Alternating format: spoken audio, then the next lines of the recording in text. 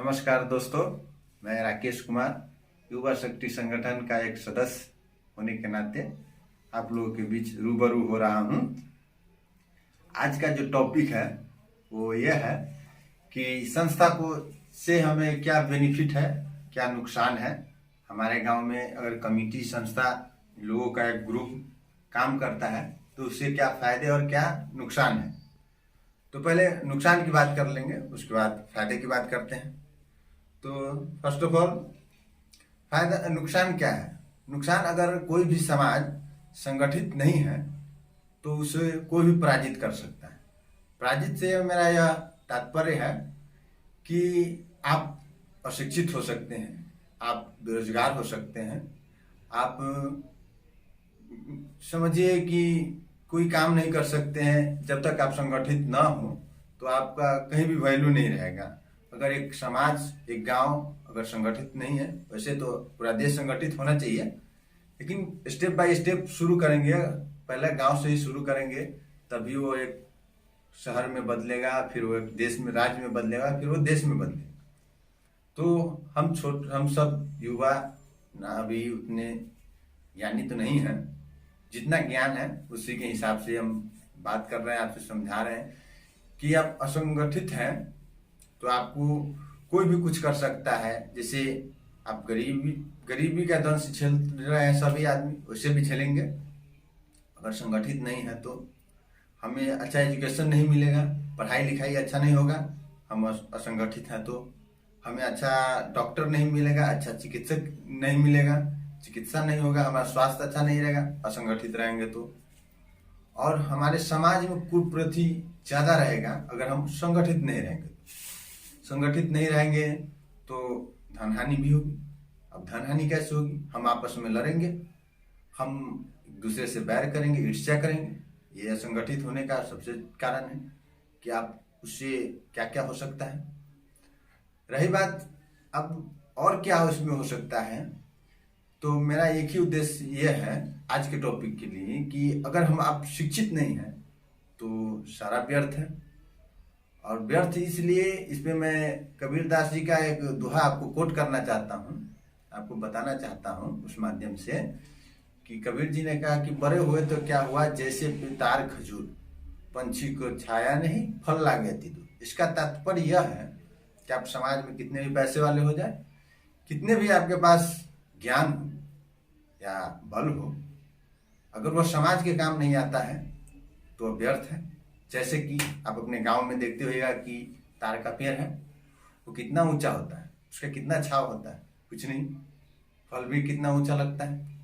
तो इसका तात्पर्य यह है कि अगर हम लोग अगर अपने समाज के लिए कुछ कर सकते हैं तो जरूर मिल के साथ करें। इसी के लिए हम लोगों ने यह प्लान वो लाया है, युवा शक्ति संगठन। हम अपने गांव के जितने भी मित्र हैं, युवा हैं, उसको संगठित करना चाहते हैं। इसलिए अब मैं आपको संगठन का जो लाभ है वो आपको बताना चाहता हूँ। तो अब संगठित होने का फायदा क्या है वो आपको हम बताते हैं। जो मेरी समझ है, जहां तक मेरा ज्ञान है, उसके हिसाब से मैं आपको बताना चाहता हूँ। संगठित रहेंगे तो कोई हमसे लड़ाई नहीं कर सकता। संगठित रहेंगे तो हम शिक्षित अच्छे बनेंगे।